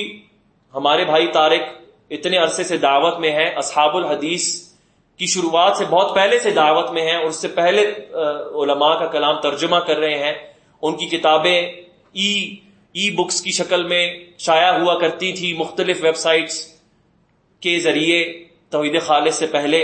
اور ان کے پیمفلیٹس پھر ان کی کتابیں شائع ہونی لگی ڈاکٹر مرتضیٰ کے آنے سے بہت پہلے. ان کو دیکھیں کہ وہ اس وقت بھی، حالانکہ ان کے ایسے حالات نہیں تھے کہ وہ سفر کر سکتے مملکت کی طرف یا امارات کی طرف، لیکن وہ اپنی استطاعت کے پورے مطابق کسی نہ کسی ساتھی کے ذریعے سوالات بھجواتے رہتے تھے اہل علم کی طرف، ان سے رہنمائی لیتے رہتے تھے، اور وہ آپ توحیدخالص.com کی ویب سائٹ پہ آپ کو وہ ساری چیزیں مل سکتی ہیں. اور جو ہماری دعوت سے منسلک ہے وہ اس بات کو اچھی طرح جانتا ہے، لیکن ڈاکٹر مرتضیٰ کی ویب سائٹ پہ آپ جا کر یہ جانچ پڑتال کر سکتے ہیں اور آپ کو ایسی کوئی چیز نہیں ملے گی. تو یہ ان کی معرفت ہے اہل علم کے ہاں. اور پھر اس کے ساتھ ان کے جو طور طریقہ ہے علم و تعلیم کا، اس پہ بھی میں کچھ لوگوں کو تنبیہ کر دوں کہ آپ دیکھیں انہوں نے اپنے واٹس ایپ اسٹڈی حلقے بنائے ہوئے ہیں جس میں 100 لوگ رجسٹر کرتے ہیں واٹس ایپ گروپ کے ذریعے. پھر یہ کورس پڑھاتے ہیں، پہلے کورس میں جو ہے فلاں کتاب حفظ کریں اور اس پر پھر ڈاکٹر مرتضیٰ کا شرح کیا گیا، ان کا جمع کیا گیا جو شرح ہوتا ہے اس کو لفظاً بلفظاً یاد کرواتے ہیں، اس پر پھر ٹیسٹ ہوتا ہے. میں یہ پوچھتا ہوں کہ یہ ڈاکٹر مرتضیٰ کیا خود اس کو ہر جو بندہ ہے ان ہزاروں لوگوں میں سے اس کو خود چیک کرتے ہیں یا کس کو رکھا ہوا ہے چیک کرنے کے لیے؟ اور جن لوگوں کو رکھا ہوا ہے ان ٹیسٹ کو چیک کرنے کے لیے یا لوگوں کی رہنمائی کے لیے، ان کی سرپرستی کے لیے، کیا وہ لوگ اس کے اہل اور قابل ہیں کہ وہ لوگوں اتنی بڑی تعداد کے لوگوں کے ٹیسٹ چیک کریں اور ان کو پھر سرٹیفکیٹس جاری کریں کہ آپ نے ہمارا پہلا مرحلہ پاس کیا، آپ نے دوسرا مرحلہ پاس کیا؟ کون اہل علم میں سے یہ کرتا ہے؟ کس نے سبقت کی ہے ان سے پہلے؟ طلاب العلم جو غرب میں رہتے ہیں، جن کی دعوت 25 سال سے قائم ہے، اہل علم سے منسلک ہیں، کبھی رابطہ نہیں توڑا، آج تک انہوں نے کیا اس طرح کا اقدام کیا ہے جو یہ کر رہے ہیں؟ اور ان کی دعوت کو 1 دہائی تقریباً پوری ہوئی ہے. دوسری بات، پھر ان کے کچھ طور طریقے، جس طرح ہمارے بھائی طارق علی بروئی حافظ اللہ نے فرمایا کہ یہ ہر جو علوم ہے اسلامی ان میں انہوں نے مداخلت کی. جس طرح کہ انہوں نے ایک فہرست ہو ان کے سامنے اور اس کو انہوں نے ٹک کرنا چاہا ہو کہ میں نے فلانا علم بھی پڑھا دیا ہے، میں نے علم تفسیر بھی پڑھا دیا، میں نے قواعد الفقہیہ بھی پڑھا دیا ہے، میں نے فرائض بھی پڑھا دیا ہے، میں نے گرامر بھی پڑھا دیا، نحو بھی پڑھا دیا، صرف بھی پڑھا دیا ہے، بلاغت بھی پڑھا دی ہے، مصطلح الحدیث بھی پڑھا دیا ہے، اصول فقہ بھی پڑھا دیا ہے. کون کرتا ہے اہل علم میں سے؟ آپ ہمارے بھائیوں کو دیکھ لیں. ابو حکیم حافظہ اللہ، اگر میں 2 ٹوک بات کروں تو اگر ان کے ساتھ کمپیریزن کیا جائے، ابو حکیم بھائی، ابو خدیجہ بھائی، ابو ادریس بھائی، اویس الطویل بھائی، دیگر جو ان کے ساتھی ہیں، اس سے پہلے بھی جو تھے ابو طلحہ داود بربنگ، تو علمی نوعیت سے، علمی اعتبار سے مرتضیٰ بن بخش ان ساتھیوں کے ٹخنوں تک نہیں پہنچتے. علمی اعتبار سے انہوں نے کبھی اس طرح کے اقدام نہیں کیے، انہوں نے کبھی اس طرح کے علوم نہیں پڑھائے. انہیں پتا ہے کہ غربی ممالک میں رہنے والی جو عوام ہے ان میں سے اگر کوئی طالب العلم پڑھنا چاہتا ہے تو وہ عربی زبان سیکھ کے اہل علم کے پاس جا کے رجوع کر کے بیٹھے گا اور یہ علوم سیکھے گا، نہ کہ وہ بیٹھ کے اب بلاغت بھی انگریزی زبان میں سکھانے لگے اور وہ فرائض. ہاں اب متأخراً ابو حکیم بھائی اور باقی بھائیوں نے، کیونکہ اتنے سال گزر گئے اور وہاں پر اب کچھ ایسے ساتھی پائے جاتے ہیں اتنی دہائیوں بعد جن کا یہ لیول پہنچ چکا ہے کہ اب وہ طالب العلم بن گئے ہیں، ان کو عربی زبان آتی بھی ہے، ان کو سکھاتے ہیں. لیکن ڈاکٹر مرتضیٰ سے نہ ان کی ان کا ایکسپیرینس رہا ہے کہ وہ اس طرح کی چیز انہوں نے پڑھی ہو، انہوں نے اتنا وقت لگایا ہو اہل علم کے ساتھ، نہ ان کی یہ صلاحیت ہے کہ وہ آگے اسے صحیح طریقے سے منتقل کر سکیں. ان کا کام یہ تھا کہ ان کو تزکیہ دیا گیا تھا کہ آپ لوگوں کو عام جو دعوت ہے توحید، سنت اور سلفی منہج کی، اس کی طرف اور علماء کی طرف رجوع کریں، نہ کہ آپ ایک طالب العلم بنانے والی مشین بن جائیں کہ اب میں شیخ ہوں اور اب میں طالب العلم جاری کرتا ہوں. یہ ان کا مقام نہیں. اور آخر میں اس کلمے کے، شاید یہ کلمہ طویل ہو گیا ہو لیکن باتیں بہت سی کرنے کو ہیں، اور یہ اور ان کے ساتھ جو ان کی اصحاب الحدیث کی جو ٹیم ہے جو یہ آپ کو باور کروائیں گے، اور یہ ان کے آڈیوز بھی جاری ہوں گے اور ان کی وضاحتیں بھی آئیں گی کہ ہمیں تو کچھ ایسی باتیں بتائی ہی نہیں گئی، ہمیں تو نصیحت کی نہیں گئی. ہمارے طارق بن علی بروئی بھائی حافظہ اللہ، ان کے پاس ان کے ٹیلی فونک کانورسیشنز ہیں جو میں نے سنے، جس میں جب یہ باور کرواتے ہیں کہ میں واللہ میں محمد بن ہادی کے ساتھ، اللہ کی قسم میں محمد بن ہادی کے ساتھ نہیں، تو آپ دیکھیں ان کے تضادات اتنے زیادہ ہیں، اتنا خلط ملط ہے کہ یہ خود نہیں جانتے کہ پہلے جو میں بات کرتا ہوں جملہ، میرے جملے کے جو آخری الفاظ ہیں وہ جملے کے پہلے کی نفی کر دیتے ہیں، اتنا تضاد ہے ان کی باتوں میں۔ تو اس میں میں نے سنا کہ انہوں نے شیخ عرفات پہ طعن کیا کہ دیکھنا یہ عرفات کا منہج کتنا خطرناک ہے کہ یہ سلفی دعوت کا کیا حشر کرتا ہے اگلے 10 سالوں میں۔ انہوں نے پھر عبد الواحد المدخلی پر بھی طعن کیا، انہوں نے دیگر جو ارد گرد ہیں شیخ عبید اور شیخ ربیع کے جو طلبہ ہیں ان کے بارے میں بھی اس طرح باور کروانا چاہا کہ یہ ایک حزب بن چکے ہیں اور یہ شیخ ربیع تک لوگوں کو پہنچنے نہیں دیتے، شیخ عبید تک لوگوں کو پہنچنے نہیں دیتے۔ حالانکہ جب میں جدہ گیا ان کے پاس 2018 میں تو میں نے کہا ڈاکٹر صاحب کیا آپ نے دیکھا ہے کیا معاملہ ہوا ہے؟ اور حقیقتاً جب میں وہاں پہ پہنچا تھا اس وقت تک شیخ ربیع نے کھل کر محمد بن ہادی کا نام لے کے تحذیر جاری نہیں کی تھی۔ اور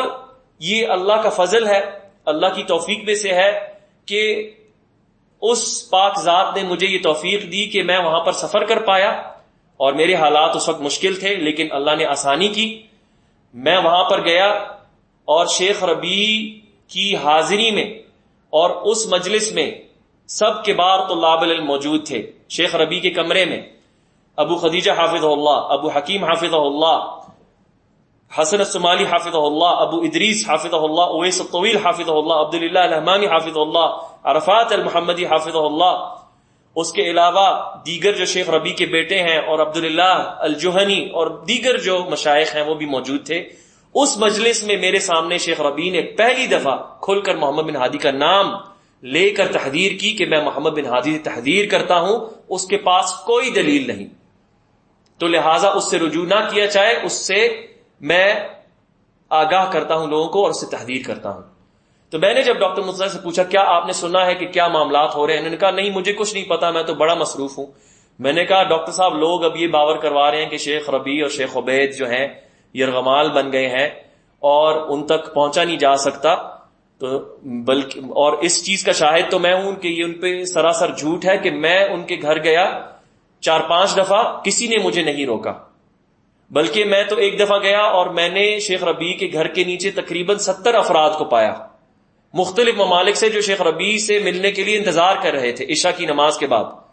اور 2-2 3-3 4-4 کر کے وہ اوپر گئے، شیخ ربیع سے ملے، اپنے سوال پوچھے، ان کو اپنا سلام دیا، اور اسی طرح باہر آتے پھر اگلا گروہ جاتا۔ میں نے ڈاکٹر مرتضیٰ کو یہ کہا کہ یہ دیکھیں یہ تو سراسر جھوٹ ہے، یہ تو میں نے اپنی آنکھوں سے دیکھ لیا۔ ڈاکٹر مرتضیٰ کہنے لگے نہیں ایسی بات ہے، میں گیا تھا ایک دفعہ، ہم نے کوشش کی کچھ عرصہ پہلے اور ہمیں منع کر دیا گیا، ان کے بیٹوں نے ہم سے اچھا رویہ نہیں اپنایا۔ میں نے کہا شاید ہوا ہوگا، کیونکہ ہم سب یہ جانتے ہیں کہ کچھ ایسے لوگ آتے ہیں شیخ ربیع کے ہاں ایسے ممالک سے جو شیخ ربیع سے پھر بدتمیزی پر اتر آتے ہیں، اپنی آواز بلند کرتے ہیں ان کی موجودگی میں، تو ان کے بیٹے ہیں اور ان کا وہ گھر کا ماحول ہے تو ان کو یہ گوارا نہیں ہوتا، تو کتنی دفعہ وہ پھر ایسے ماحول میں لوگوں کو منع کر دیتے ہیں، یا شیخ ربیع کی طبیعت ایسی ناساز ہوتی ہے کہ وہ لوگوں کو منع کر دیتے ہیں، یا اپنے ان کے گھروں کے کچھ معاملات ہوتے ہیں جس وجوہات سے وہ لوگوں کو منع کر دیتے ہوں، تو ان کو کیوں اس طرح ان کو ملزم ٹھہرایا جائے کہ ہر کوئی جب بھی جائے گا جو اجازت مانگے اسے ملنی ہی ملنی ہے۔ تو وہاں پر بھی مجھے اندازہ ہوا کہ ڈاکٹر مرتضیٰ کچھ نہ کچھ جانتے ہیں، لیکن انہوں نے اس وقت چھپانے کی کوشش کی۔ پھر اس کے بعد ان کے ساتھیوں نے ابو ماریہ جنید اور ابو بلال بھائی نے پھر مجھ سے رابطہ کرنا شروع کیا۔ پہلے یہ نہیں بتاتے تھے کہ ڈاکٹر مرتضیٰ کیا باتیں کر رہے ہیں، کہتے تھے زبیر بھائی کچھ ایسے اشکالات ہیں ہمارے یہاں پہ سرکل میں اصحاب الحدیث میں، کچھ ایسے اشکالات پیش کیے جاتے ہیں، شبہات، اس کا کیا جواب ہے؟ تو میں انہیں اہل علم کی جو باتیں تھیں اس زمانے میں چل رہی تھیں، ردود تھے جو شیخ ربیع کے محمد بن ہادی اور اس کے مؤیدین سے، اور شیخ عبید کے اور شیخ عبداللہ الظفیری، شیخ عبداللہ بخاری کے اور دیگر مشائخ کے، میں وہ پیش کرتا تھا۔ کیا آپ نہیں جانتے اس اشکال کا، اس شبے کا جواب تو فلاں شیخ نے دیا ہے؟ کرتے کرتے پھر یہ معاملہ ہے کہ وہ بھی لا برداشت ہو، نے کہا زبیر بھائی یہ جتنے بھی شبہات ہم آپ سے پوچھتے رہے ہیں یہ کسی اور کی طرف سے نہیں بلکہ ڈاکٹر مرتضیٰ کی طرف سے آ رہے ہیں، اور میں بھی اس بات پہ بڑا میں نے تعجب کھایا کہ جب میں نے ان سے پوچھا تھا کیا آپ کو پتا ہے کیا معاملات چل رہے ہیں، تو انہوں نے کہا مجھے کچھ نہیں پتا، میں مصروف ہوں اپنی مشاکل میں. تو پھر اس کے بعد ابو ماریہ بھائی غصے میں آ کے ان کو نصیحت کرتے رہے کہ آئیں شیخ عبید کے پاس چلتے ہیں. ابو بلال بھائی ان سے گزارش کرتے رہے، یہ انہوں نے کان سے بات نہیں لگائی. تو انہوں نے پھر بالآخر لا برداشتہ ہو کر انہوں نے کہا کہ اب بہت ہوگی ڈاکٹر صاحب. انہوں نے ان کے حلقات کو چھوڑ دیا اور انہوں نے مجھے پھر بتایا کہ یوں ہماری سرگرمی ہوئی اور ہم نے تلخ کلامی کی. میں نے اس وقت بھی ان سے کہا، اور ابو ماریہ بھائی اس چیز کی شہادت دیں گے آپ کو، کہ میں نے کہا آپ کو یوں نہ کرنا چاہیے تھا، بلکہ آپ نے جو ان سے تلخ کلامی کی ہے اس سے آپ معذرت کریں اور ان کے پاس جائیں اور ان کو نصیحت کرتے رہیں اور کوشش کریں کہ وہ شیخ عبید یا شیخ ربیع یا شیخ عبداللہ البخاری کے پاس جائیں، انشاءاللہ خیر ہوگی. لیکن یہ تو پردوں کے پیچھے، جس طرح کہتے ہیں جھروکوں کے پیچھے کچھ اور ہی اقدامات کرتے رہے. انہوں نے پھر شیخ حسن مرزوق البنا رحمہ اللہ کا جو بیچ میں کلام آیا جو عبد الواحد المدخلی پہ تھا، وہ انہوں نے ترجمہ کر کے اپنے ساتھیوں کو سنانے کی کوشش کی، جس میں شیخ حسن البنا کو شیخ ربیع نے غلط ٹھہرایا اور ان کو براہ راست یہ آڈیو جاری کی کہ آپ کا یہ جو کلام ہے یہ خطا پہ مبنی ہے، آپ اس سے رجوع کریں، بلکہ ثواب یہ ہے، اور آپ نے جس پر تہمت لگائی ہے وہ ایسا نہیں. تو شیخ ربیع اور شیخ عبید کا کلام چھوڑ کے جو انہوں نے خود منتخب کیا کلام، اور وہ محمد بن ہادی کی تائید یا جو ان کے ساتھ تھے، یہ پیچھے سے ان کا کلام جو ہے وہ منتقل کرتے رہے اپنی ٹیم کو. ان میں سے جو کچھ باتیں تھیں جو ابو بلال نعیم بھائی نے سنی، جو ابو ماریہ نے سنی، جو ان کے ہاں ثقات ہیں، یہ بھی میں بتاتا چلوں کہ جب میں نے جس طرح ذکر کیا 2014 میں جب میں نے انہیں کہا تھا کہ آپ کی صحبت ابو ماریہ، ابو بلال، زبیر عباسی، طارق نہیں ہونے چاہیے، تو انہوں نے کہا تھا ابو ماریہ اور ابو بلال میرے ہاں ثقہ ہیں. اب یہ ان کو ثقہ نہیں مانتے کیونکہ وہ ان کے خلاف ہو گئے، کیونکہ انہوں نے اہل علم سے رجوع کرنے کی امید کو بالکل ہی ٹھکرا دیا. تو وہی لوگ ہیں ثقہ ان کے ہاں جو منتقل کر رہے ہیں کلام، اور ان کا اس میں اور کیا مقصد ہے ہم پوچھتے ہیں. کیا ان کو ملے گا کہ کل وہ آپ کے ساتھ تھے مشکل میں، آسانی میں، وہی لوگ تھے جو آپ کی اصحاب الحدیث ویب سائٹ، اس کا ٹویٹر اکاؤنٹ وہ چلاتے تھے، سب انہوں نے آپ کی دعوت دن رات کر کے پھیلائی، باقی دیگر جو آپ کے ساتھ ساتھی ہیں ان کی تعاون کے ساتھ. اب ایک دم رات گزری اور وہ کس طرح ان کی فقاہت جو ہے وہ ٹوٹ گئی کیونکہ وہ آپ کے خلاف ہو گئے. یہ کون سا طور طریقہ ہے؟ یہ تو محمد بن ہادی کا طریقہ ہے کہ جو محمد بن ہادی کی تائید نہ کرتا رہا وہ محمد بن ہادی اس سے تحذیر کرتا رہا. کس بنا پہ؟ کسی بنا پہ نہیں، کسی منہجی اختلاف پہ نہیں، کسی عقیدے کی غلطی پہ نہیں، کسی بڑے نقطے پہ نہیں، صرف اس چیز پہ کہ تم میرے ساتھ نہیں، میرے اقدام میں جو میں نے اٹھائے ہیں ان کے خلاف جنہیں میں صحافقہ کہتا ہوں. تو آپ دیکھ لیں ان کا، یہ کہتے ہیں جو میں نے تو قسم اٹھائی ہے تو میری بات کیوں نہیں مانی جاتی. قسم اٹھانے والے بہت سے لوگ ہوتے ہیں، یہ ایک طرف قسم اٹھاتے ہیں پھر محمد بن ہادی کی زبان بولتے ہیں، کیونکہ محمد بن ہادی نے سب سے پہلے نشانہ شیخ عرفات کو بنایا اور انہوں نے بھی اپنی فون کال پہ سب سے پہلے شیخ عرفات کو نشانہ بنایا طارق علی بروہی کے ساتھ اس فون کانورسیشن میں. تو باتیں بہت ساری ہیں لیکن ہم اسے یہاں پر اس کا اختتام کرتے ہیں. جو عاقل ہے اور جو مخلص ہے اور جو سلفی دعوت سے جڑا رہنا چاہتا ہے، اور سلفی دعوت سے جڑے رہنے کا سب سے بہترین طریقہ یہ ہے کہ ہر زمانے اور ہر مقام میں جو اہل علم ہے جنہوں سلفی دعوت کی جو پرچم ہے اسے بلند کیا ہوا ہے اس سے منسلک رہے، تو وہ شخص ان باتوں کو سمجھ جائے گا، اس کے لیے یہ باتیں کافی ہوں گی. لیکن جو شخص ان باتوں کو بھی نہیں سمجھتا تو پھر وہ ایک اندھا دھن مقلد ہے جو اپنی ایموشنز میں آ کر ان باتوں کو سمجھ نہیں پا رہا یا اس کے دل میں مرض ہے. تو ہم اللہ سبحانہ تعالیٰ سے دعا گو ہوتے ہیں کہ ہمیں جو گمراہ کن فتنے ہیں ان سے بچائے، اور جو اہل علم، جو حقیقی اہل علم ہے ہر زمانے اور ہر مقام پر، ان سے رجوع کرنے کی صلاحیت اور توفیق عطا فرمائے. اور اللہ سبحانہ تعالیٰ ہمیں یہ بھی توفیق عطا فرمائے کہ ہم اپنے قول و عمل میں یکجاں ہوں، نہ کہ ہمارے قول و عمل میں تضاد ہو. واللہ تعالی اعلم، وسبحانک اللہم وبحمدک، اشہد ان لا الہ الا انت، استغفرک واتوب الیک. ان کے ایک اور ساتھی ہیں جنہیں یہ شاگرد کہتے ہیں، ابو مریم اعجاز، جن کا انڈیا سے تعلق ہے، جن کو انہوں نے سراسر تزکیہ دیا کہ میں ان کو جانتا ہوں اور وہ انڈیا جا رہے ہیں، میں لوگوں کو کہتا ہوں ان سے استفادہ کریں. ان سے بھی جب میں امارات میں تھا تو کچھ ساتھیوں نے رابطہ کیا کہ ابو مریم اعجاز آئے ہیں، ڈاکٹر مرتضیٰ نے ان کو تزکیہ دیا ہے. لیکن جب وہ یہاں پر آئے، محمد بن ہادی کا جب فتنہ شروع ہوا تو ان سے جب ہم نے رجوع کیا، کسی نے کچھ پوچھنا چاہا کہ اس طرح لوگ کچھ کہہ رہے ہیں، کچھ شبہات ہیں، تو انہوں نے آگے سے مزید شبہات لوگوں میں پھیلانا شروع کر دیے کہ شیخ فوزان بولے ہیں، مفتی بولے ہیں، فلاں بولے ہیں، شیخ عبد المحسن بولے ہیں، اور اس طرح کی بہت سی باتیں کی. تو ان ساتھیوں نے مجھ پہ حسن ظن رکھتے ہوئے مجھ سے رابطہ کیا کہ بھائی زبیر بھائی یہ ہیں، انہوں نے جو ہے ہم نے ان سے رابطہ کیا تو انہوں نے آگے سے یہ کلام کیا ہے، اور ہمارے فون میں ایسے ہی ریکارڈنگ آن ہوتی ہے تو اس میں ریکارڈنگ بھی موجود ہے، آپ اسے سن سکتے ہیں. تو جب ان ساتھیوں نے مجھے یہ آڈیو بھیجی اور میں نے سنی تو میں ہکا بکا رہ گیا کہ کس طرح ہم تو مرتضیٰ بن بخش کے تزکیے پہ بہت خوش تھے کیونکہ اس وقت تک فتنہ نہیں ہوا تھا، اور ہم نے امید لگائی ہوئی تھی کہ انشاءاللہ ان قریب یہ اپنی جو راہ راست ہے اور طور طریقے درست کر لیں گے انشاءاللہ. لیکن جب میں نے وہ ساری باتیں سنی تو اس میں جتنے بھی مغربی جو لوگ سلفی دعوت کی جو ہسٹری ہے، تاریخ ہے، اس سے آشنا ہے، اس سے جانتے ہیں اچھی طرح، انہیں پتہ ہوگا کہ ابو الحسن المغربی کون ہے، جس سے شیخ احمد النجمی العلامہ المحدث رحمہ اللہ تعالی جو مفتی تھے جنوب سعودی عرب کی ریاست کے اور شیخ حافظ الحکمی کے طلبہ میں سے تھے، انہوں نے اس شخص ابو الحسن المغربی کو لقب دیا تھا ابو الفتن، یعنی فتنوں کا باپ. یعنی اتنے فتنے اس نے برپا کیے تھے سلفی دعوت میں، حالانکہ وہ بھی مشائخ کے ساتھ تھا شروع میں، اور لیکن جب مشائخ کی وفات ہوئی پھر اس کے بعد اس نے اپنے اصلی رنگ دکھائے. تو بالکل وہی اس طرح کے اصول ابو مریم اعجاز کی باتوں میں، کیونکہ وہ بھی یہی کہا کرتا تھا جب اس پہ فلاں شیخ نے رد کیا، فلاں شیخ تو نہیں بولے مجھ پہ، نہیں میں ان کا رد نہیں مانوں گا، مجھ پہ فلاں شیخ اگر مجھے کہیں گے نہ کرو تو میں نہیں کروں گا. جب وہ شیخ بھی اس پہ رد کر دیتے تھے پھر اس کے بھی خلاف ہو جاتا تھا، اس پہ بھی باتیں کرتا تھا. پھر علی الحلبی جو ہے، جو البانی کے کبار طلبہ میں سے شمار ہوتا تھا، اس کے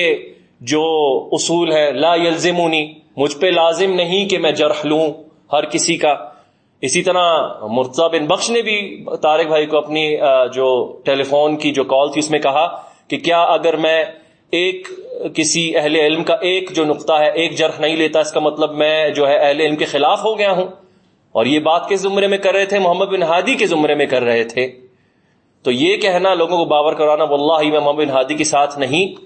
ہاں بے شک کچھ چیزوں میں آپ ان کے ساتھ نہیں ہوں گے، لیکن اس محمد بن ہادی کا جو سلفیوں پہ اٹیک کرنا ہے اس میں یہ ان کے ساتھ شانہ بشانہ ہے، کندھا بکندھا ہے،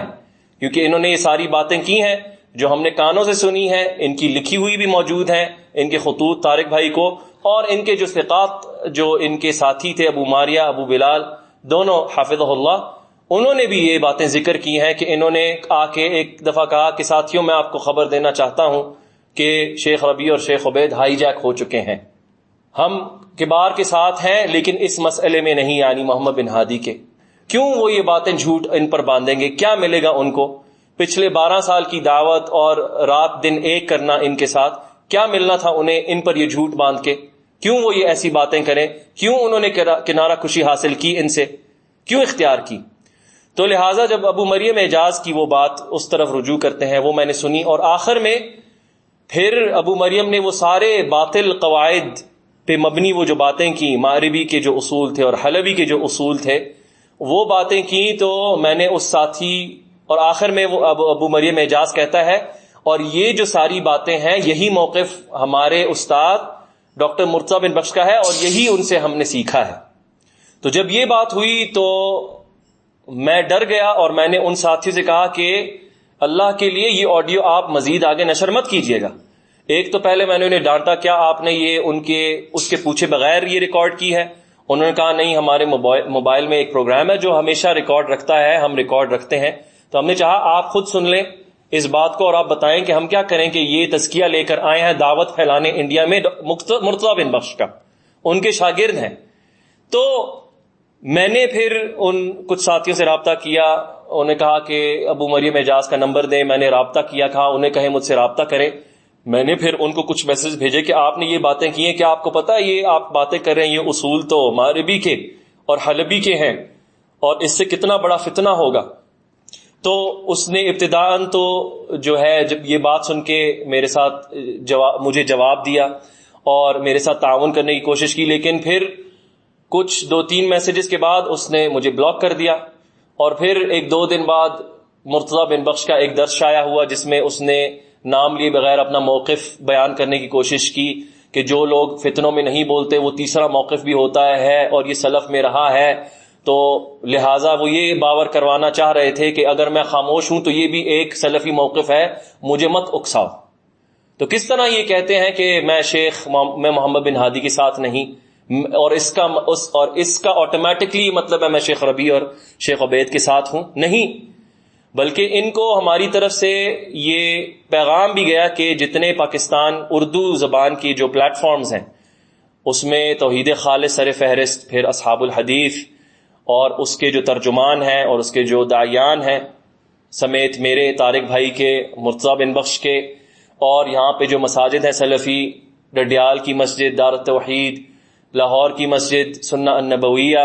اور سندھ کی مسجد سلف الصالح، اور اس کے جو منتظمین ہیں ان سب کی نام کی سگنیچرز اس بیان کے نیچے جو طارق بھائی حافظہ اللہ نے جو ذکر کیا، ان کو یہ اصحاب الحدیث ٹیم کو یہ پیغام پہنچا کہ آپ بھی کیا اس میں شرکت کرنا چاہتے ہیں؟ ہمیں کوئی جواب نہیں ہے، نہ نفی میں نہ اس بات میں. تو ہم نے ان پہ کوئی زور زبردستی نہیں کی کہ نہیں آپ کیوں نہیں کر رہے. ہم نے کہا ٹھیک ہے، کیا پتہ کچھ اشکالات ہوں، وہ اپنے وقت چاہتے ہوں، ان کو وقت درکار ہو کہ وہ ان شبہات کو زائل کر لیں. ہم ان پہ زبردستی نہیں کرتے، نہ ہم نے کبھی ان سے خریدنے کی کوشش کی کہ آپ کا موقف کیا ہے، بلکہ ان کا جو شاگرد بقول ان کے جو ان کا ایک ساتھی ہے صرف، کیونکہ یہ شیخ نہیں، اس نے جا کے ان کا یہ بھانڈا پھوڑا اپنی یہ باتیں کر کے اس ٹیلی فون کال سے کہ یہ تو سارا موقف جو میں بیان کر رہا ہوں فوزان بھی نہیں بولے، فلاں بھی نہیں بولے، فلاں بھی نہیں بولے، تو یہ موقف ہمارے شیخ مرتضی بن بخش کا ہے. اس نے پھوڑا. میں نے اس کو بھی، اس آگ کو بھی اس پہ پانی ڈالنے کی کوشش کی، ان ساتھیوں کو ڈانٹا کہ یہ آڈیو آگے مت بھیجنا، میں ابو مریم اعجاز سے بات کروں گا. اور اب پھر اس کے بعد میں نے ڈاکٹر مرتضی کو پیغام بھیجا کہ ابو مریم نے آپ کی طرف یہ بات منسوب کی ہے، اگر یہ بات حقیقت نہیں تو اس کی نفی کریں تاکہ فتنہ مٹ جائے، تاکہ بلبلہ نہ پھیلے سلفیوں کے درمیان. لیکن اس پر بھی کوئی انہوں نے اقدام نہیں لیا، کان سے یہ بات نہیں لگائی. تو یہ ابو مریم جو اہل اثر .net جس نے اپنا شروع کیا تھا جا کر انڈیا، یہ اس کا کہانی تھی اس پوری فتنے میں. اور اس کے ساتھ ہی میں یہ بھی کہتا ہوں آخر میں، اختتام میں، کہ انہیں یہ لگتا ہے اور جو ان کے حامی ہیں کہ شیخ عبید کا تزکیہ جس طرح کہ ان کے لیے ایک گارنٹی ہے اور وہ دائمی تزکیہ ہے، اب انہیں کوئی چیز چھو نہیں سکتی، تو اس میں کوئی حقیقت نہیں اور ایسی بات نہیں. اہل علم کا جو تزکیہ ہوتا ہے بے شک وہ ان کے اجتہاد پہ اور انہیں جو ظاہراً نظر آتا ہے اس کی بنا پر ہوتا ہے. جس کی مثال میں آپ کو دیتا ہوں کہ ایک شخص نے مجھ سے ذکر کیا جو سلفی دعوت میں اس کی سرگرمیاں ہوا کرتی تھی کچھ عرصہ پہلے، اور وہ مشائخ سے بھی رجوع کیا کرتا تھا. اس کا امارات، مملکت اور پاکستان کے مابین آنا جانا کافی اس کی سرگرمیاں رہتی تھیں. اس نے مجھے بتایا تھا کہ میں ایک دفعہ شیخ ربیع کے پاس گیا اور ان سے پوچھا کہ میں پاکستان جا رہا ہوں کچھ عرصے کے لیے، تو آپ مجھے کچھ لوگوں کا بتائیں جن کو آپ جانتے ہیں، جن سے ہم جڑ سکتے ہیں، دعوت کی سرگرمیاں کر سکتے ہیں، ان سے علمی معاملات میں رجوع کر سکتے ہیں. تو شیخ نے کچھ لوگوں کا نام لیا کہ جب میں یونیورسٹی میں ہوا کرتا تھا میرے ساتھ یہ لوگ ہوا کرتے تھے فلاں فلاں فلاں فلاں علاقوں میں سے، تو ان سے میرا رابطہ عرصے سے نہیں، لیکن وہ اس وقت ہمیں متمکن اور جد و اجتہاد والے لگا کرتے تھے، تو ان کو ڈھونڈو، ان میں خیر ہوگی. تو یہ شخص کہتا ہے جب میں پاکستان واپس آیا اور میں ان لوگوں کے پاس گیا، انہیں ڈھونڈا، ان کے علاقے ڈھونڈے، ان کے پاس سفر کیا، ان کے پاس جب جا کے بیٹھے ان سے کچھ سوال کیے مختلف امور میں جو 90 کی دہائی میں چلے، کویت کی جنگ کو لے کے، پھر القاعدہ کا اس میں ذکر، پھر اسامہ بن لادن، پھر جو خارجی جماعتیں ہیں ان کی سارے جو معاملات نکلے، اس پہ جب باتیں ہوئی تو یہ نکلا کوئی ان میں سے تکفیری نکلا، کوئی ان میں سے جو ہے اسامہ بن لادن کا جو ہے حامی نکلا. تو اس نے کہا میں تو تعجب میں تھا کہ شیخ ربیع نے ایسے لوگوں کو کیسے تزکیہ دے دیا. تو جب میں واپس گیا وہ شخص مجھے کہتا ہے سعودی عرب، میں نے شیخ کو جا کہا شیخ وہ فلاں جو آپ نے بتایا تھا وہ تو یہ تکفیری ہے، اس نے میں نے سوال یہ کیا اس نے یہ دیا، فلاں یوں ہے. تو شیخ نے کہا تو پھر میرا تزکیہ لاگو نہیں ہوتا، جو تم نے اس سے پایا وہ پھر اس کو لو، مخالفت سلفی منہج کی، میرے تزکیہ اس کے کسی کام کا نہیں. بارک اللہ فیک. تو یہی چیز یہ اصل ہے کہ اہل علم کا بے شک تزکیہ جو ہوتا ہے وہ ایک مقام رکھتا ہے، لیکن جب آپ یہ دیکھیں کہ جو مزکیٰ ہے یعنی جس کو تزکیہ دیا گیا ہے اس سے اس تزکیے کی جو تقاضے ہیں اس کے خلاف اس سے فعل اس سے صادر ہو رہے ہیں تو اس تزکیے کی پھر کوئی جگہ نہیں رہتی، اس کے لیے اس میں کوئی وہ تزکیہ اس کا مددگار نہیں رہتا. تو لہٰذا شیخ عبید حافظ اللہ کا جو پہلا تزکیہ تھا وہ اس کے بعد پھر شیخ نے جو دوسرا تجدید کیا. اور یہ ایک اور نقطہ ہے کہ جو بہت سے ہمارے سلفی ساتھی جس سے ناآشنا ہے کہ تزکیہ جو ہوتا ہے وہ مشائخ اس کی تجدید کرتے رہتے ہیں، یعنی اسے رینیو کرتے رہتے ہیں وقتاً بوقتاً. آپ نے دیکھا ہوگا کہ کتنے 25 سالوں میں شیخ عبید، شیخ ربیع، شیخ عبداللہ البخاری اور دیگر مشائخ جو ان سے پہلے تھے، شیخ زید، شیخ احمد النجمی یا شیخ محمد مرزوق البنا، وہ ہمارے جو اساتذہ ہیں ابو خدیجہ اور ان کے ساتھ جو ساتھی ہیں مکتبہ سلفیہ برمنگھم میں، ان کے تزکیات کی تجدید ہوتی رہی وقتاً بوقتاً. تو شیخ عبید نے اس کی تجدید کیوں کی تھی اور اس کا میں نے آپ کو حوالہ دے دیا کہ ڈاکٹر مرتضیٰ کی کچھ منہجی مخالفتیں شیخ عبید تک پہنچی تھیں، اس سے انہوں نے رجوع کیا، تب ہی شیخ عبید نے پھر اس تزکیے کی تجدید کی تھی. مطلب ضرورت تھی کیونکہ شیخ عبید اس سے رجوع کرنا چاہ رہے تھے اپنے تزکیے سے. تو لہٰذا شیخ عبید حافظ اللہ کا جو تزکیہ ہے اس کو یہ مدعا نہ بنایا جائے کہ وہ عالم کا تزکیہ ہے تو عالم وہی ہمارا رد کریں گے تو ہم قبول کریں گے، اور یہ بھی کوئی اصل نہیں، اس کی بھی کوئی دلیل نہیں. کیونکہ یہ تو جو حدیث کے علوم ہیں اس کے بھی جو راویان اور جو ائمہ ہوا کرتے تھے ان میں اگر ایک اٹھ کے ایک راوی کی تعدیل کرتا تھا تو دوسرا اس کے کئی عرصے بعد، کئی دہائیوں بعد آ کے اس چیز کا بیان کرتا تھا کہ فلاں فلاں امام کا جو تعدیل تھی فلاں راوی کے لیے وہ جائز نہیں، کیونکہ ہمیں اس کی اصلیت بعد دوسرے ذرائع سے پتہ چلی کہ وہ ضعیف ہے، تو لہٰذا ان کی تعدیل نہ لی جائے. تو ہم اس چیز کو بیان کر رہے ہیں کہ مرتضیٰ بن بخش جو ایک داعی ہیں اور ایک متمکن طالب العلم بھی نہیں کہلائے جا سکتے، یہ ان کا رتبہ ہے کہ شیخ عبید کا تزکیہ ان کی ان مخالفتوں کی زد کی وجہ سے وہ برقرار نہیں. تو ہم مرتضیٰ بن بخش سے نصیحت نہیں کرتے کہ لوگ اس کی طرف رجوع کریں، نہ ان کے دروس سنیں، کیونکہ وہ اہل علم سے رجوع خود نہیں کرتے، نہ اپنے ساتھیوں کو کرواتے ہیں، بلکہ وہ تشویش پھیلاتے ہیں اور شبہات کا شکار ہے اور لوگوں میں شبہات ہی پھیلاتے ہیں. اور ہماری یہی نصیحت ہوگی انہیں اور اپنے آپ کو اور سب کو کہ ہم جتنے بھی ہیں سب ہم اپنی جو قدر ہے اس کو پہچانیں. رحم اللہ امرئ عرف قدر نفسہ، کہ اللہ کی رحمت ہو، اللہ اس شخص پہ رحمت کرے جو اپنی جگہ پہچانے، اپنے نفس کی قدر پہچانے کہ ہمارا کیا مقام ہے. ہمارا مقام ہے داعیان کا، چھوٹے داعیان کا، چھوٹے طلبۃ العلم کا، جنہوں نے علم کو صرف سونگھا ہے. ہم پر واجب یہ ہے کہ ہم اہل علم کی طرف جتنی ہماری استطاعت ہے اس کے مطابق رجوع کرتے رہیں، خواہ وہ سفر کر کے ان کی طرف جائیں، ان کے پاس بیٹھ کر، یہ ہمارے لیے پاسبل نہیں تو مراسلت کے ذریعے، ساتھیوں کے ذریعے، خط و خطوط کے ذریعے، آڈیوز بھیج کر، جو بھی ہمارے پاس ذرائع اللہ نے آسان فرمائے ہیں ان کو اپنا کر، نہ کہ ہم ایک خود ساختہ سی دعوت لے کر اور خود ساختہ اجتہادات لڑانے لگ جائیں. تو یہ میری نصیحت ہے جو بھی سلفی ساتھی سن رہے ہیں، اور اس میں ڈاکٹر مرتضیٰ سے ہماری کوئی ذاتی کشیدگی نہیں، کوئی اس میں ذاتی کشیدگی نہیں، بلکہ یہ بہت ہی لمبے عرصے کے صبر و تحمل اور صبر کے بعد آیا ہے. امید ہے وہ ان باتوں کو بھی کانوں سے لگائیں گے، اور جو ان کے حامی ہیں اور جو ان کو سننا پسند کرتے ہیں اور جو رجوع حق کی طرف کرنے والا ہے، یہ تو اس کے لیے فضیلت ہوتی ہے، اور جو حق کو پھر ٹھکرا دیتا ہے تو یہ تو اس کے لیے ذلت کا مقام ہوتا ہے.